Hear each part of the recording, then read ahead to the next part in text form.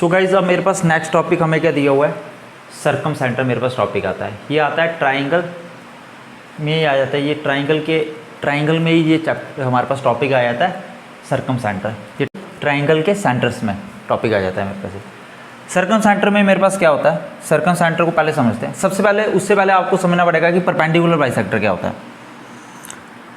सबसे पहले हमें समझना होगा कि अगर मैं कोई भी एक लाइन ड्रॉ कर रहा हूँ ऐसे, और ये कितने एंगल पे यहाँ पे एंगल बना रहा हूँ 90 डिग्री, तो ये परपेंडिकुलर बाइसेक्टर है मेरे पास। परपेंडिकुलर बाइसेक्टर क्या होता है, जो ये मेरे पास परपेंडिकुलर बाइसेक्टर है, इसको मान के चलो ये मेरे पास क्या ओ ए ओ मेरे पास परपेंडिकुलर बाइसेक्टर। परपेंडिकुलर बाइसेक्टर क्या काम करता है, इस लाइन को हाफ में डिवाइड कर देगा, हाफ में डिवाइड कर देगा। ओ बी और ओ सी इक्वल होगा, मतलब ओ मेरा मिड पॉइंट है। एक परपेंडिकुलर बाइसेक्टर मैंने यहाँ बनाया, एक परपेंडिकुलर बाइसेक्टर यहाँ पे बना दो।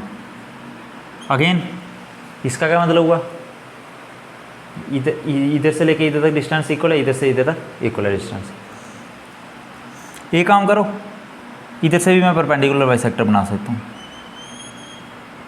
ये मेरे पास आ गया परपेंडिकुलर बाइसेक्टर, ये भी मेरे पास क्या आ गया परपेंडिकुलर बाइसेक्टर। तो मेरे पास सर्कम सेंटर क्या होता है, सर्कम सेंटर मेरे पास ऐसा सेंटर होता है या ऐसा पॉइंट होता है। यहाँ पे मेरे पास क्या होता है, 3 परपेंडिकुलर बाइसेक्टर, यहाँ पे मेरे पास परपेंडिकुलर बाइसेक्टर मिलते हैं। होपफुली आपको समझ आएगा। तो ये मेरे पास क्या है, सर्कम सेंटर। अब मैं अगर बात करूँ आगे सर्कम रेडियस की, अगर आगे मैं बात करूँ सर्कम रेडियस की, अब मेरे पास सर्कम रेडियस क्या होता है, इसको डिनोट कैपिटल आर से करते हैं। सर्कम रेडियस क्या होता है मेरे पास, अब मैंने बना दिया, ये मैंने आपको परपेंडिकुलर बाइसेक्टर दिखा दिया, सर्कम सेंटर ये पॉइंट दिखा दिया। अब मुझे क्या करना है, सर्कम रेडियस को दिखाना है। सर्कम रेडियस क्या होता है, सिंपली यहाँ से लेके यहाँ तक ये मेरा डिस्टेंस था। आप क्या करो, यहाँ पे कंपास रखो। मैं क्या करूँगा, अगर मैं यहाँ पे कंपास रखता हूँ, यहाँ पे अगर मैं कंपास रखता हूँ और यहाँ तक इसको मैं खोलता हूँ, और वैसे करके अगर मैं सर्कल एक बनाता हूँ, तो वो मेरा क्या बनेगा, सर्कम। अगर ऐसे करके मैं सर्कल एक बनाता हूँ, तब मेरे पास ये रेडियस क्या होगा। अगर आप ऐसे करके एक सर्कल बना रहे हो, मैं आपको दिखा देता हूँ, वो सर्कल आपका ये ट्राइंगल के ए बी सी पॉइंट को टच करता हुआ जाएगा। तो ये मेरे पास कुछ इस तरह से सर्कल बन रहा है। तो तब ये मेरे पास आर क्या होगा, ये जो रेडियस है, इस सर्कल का जो रेडियस है, इस सर्कल का जो रेडियस है, ये इसको क्या बोलते हैं, सर्कम रेडियस।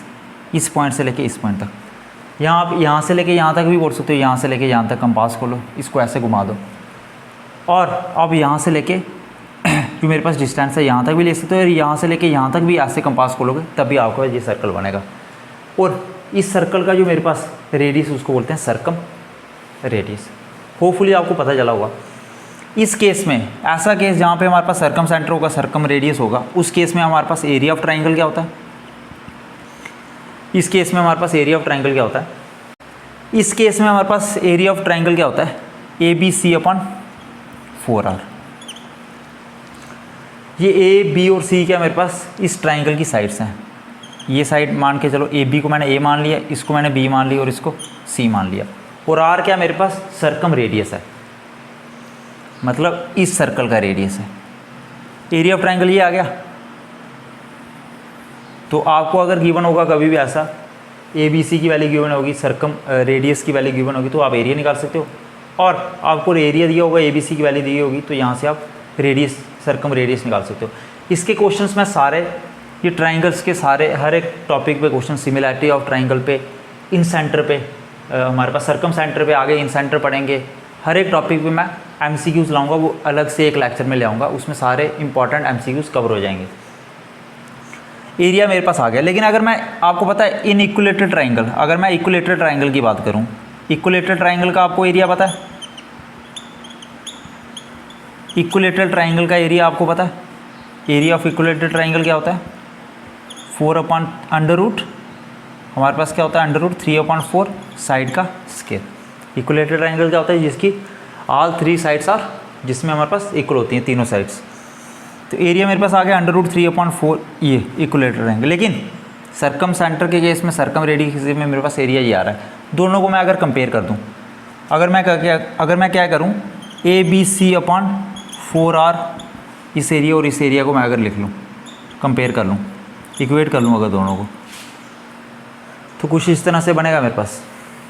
और अगर इन इक्विलेटरल ट्राइंगल की अगर मैं बात करूँ, अगर ये मेरे पास ट्राइंगल इक्विलेटरल होगा तो मेरे पास एरिया क्या बन जाएगा, उसको आपको पता है तीनों साइड से इक्वल, हमारे पास इक्विलेटरल ट्राइंगल की तीनों साइड से इक्वल होती हैं, तो तब मेरे पास एरिया क्या बन जाएगा, मान के चलो कि इसकी साइड में मान के क्या चलता हूँ, ये मान के चलो ट्राइंगल की साइड मेरे पास ए है, और ये एरिया मेरे पास क्या बन जाएगा, हर एक साइड इक्वल होगी, मान के चलो A equals to B equals to C है, इक्विलेटरल ट्राइंगल में ऐसा ही होता है, तो मैं बी की जगह पे भी ए लिखूँगा, सी की जगह पे भी ए लिखूँगा 4r, तो एरिया मेरे पास क्या बन रहा है, ए क्यूब अपॉन 4r बन रहा है, तब मेरे पास एरिया क्या बन रहा है, ए क्यूब अपॉन 4r बन रहा है, और √3/4 इधर मेरे पास ए क्यूब ए स्क्वायर ले लो, साइड मेरे पास ए है।